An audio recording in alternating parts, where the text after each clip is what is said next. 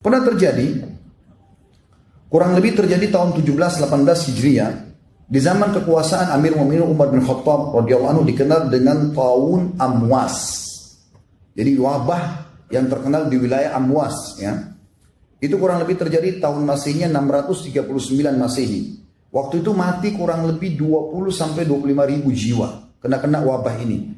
Dan mereka pada saat itu kebetulan kaum muslimin sedang menghadapi orang-orang Romawi. Umar bin Khattab lagi keluar dengan pasukan besarnya untuk menghadapi Romawi, menaklukkan mereka agar bisa menerima Islam. Dan pada saat itu, pada saat Umar bin Khattab lalu mau masuk ke dalam sebuah lokasi, ternyata di sana ada informasi yang sampai kepada beliau, ada wabah taun, ada wabah yang mematikan di dalam ini. Maka Umar bin Khattab menahan seluruh pasukannya, lalu bermusyawarah dengan sahabat-sahabat dari Muhajirin, dari Ansar, orang-orang yang dianggap senior. Kira-kira apa yang harus kita lakukan? Masukkah? Baru kita tawakal kepada Allah? Kena ya sudah, nggak kena ya sudah. Atau kita nggak masuk lalu kita dianggap lari dari takdirnya Allah? Kesimpulannya teman-teman sekalian, pada saat itu ada dua orang sahabat, Abu Ubaidah bin Jarrah radhiyallahu anhu, sahabat Nabi yang mulia, juga Mu'adz bin Jabal, berkata, wahai Amir Mu'minin, apakah anda lari dari takdirnya Allah? Udah masuk aja, tawakal. Lalu Umar bin Khattab menjawab, mengatakan, wahai Abu Ubaidah, kalau seandainya bukan kau yang ucapkan, artinya sayang kalau kau sampai ucapkan itu, sebenarnya kau harus berilmu. Lalu kata Umar, bagaimana kalau seandainya kau punya gembalaan, lalu ada dua buah lembah, satu lembahnya itu tidak ada tanamannya, yang satu ada tanamannya, kira-kira yang mana kau akan bawa gembalaanmu? Ke tanah tandus lalu kau katakan tawakal Allah, atau ke tanah yang ada tumbuh-tumbuhannya? Lalu kata Umar, saya tidak akan masuk. Abu Ubaidah pun tetap ngotot, dia masuk, salaman sama Umar bin Khattab, akhirnya sama Mu'adz bin Jabal masuk dan terbunuh dengan wabah tersebut.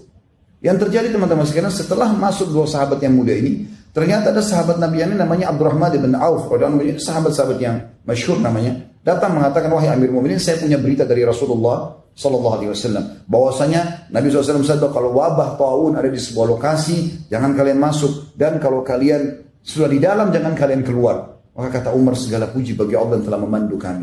Oleh karena itu, isolasi ini sangat positif. Artinya memang kita tidak masuk ke sana, atau bahkan kita menahan dulu orang tidak sembarangan masuk ke negara kita, bagiannya sangat positif.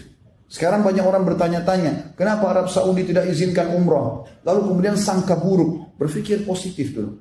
Saya dapat informasi di sana, Ka'bah itu kan selalu dipegang oleh orang.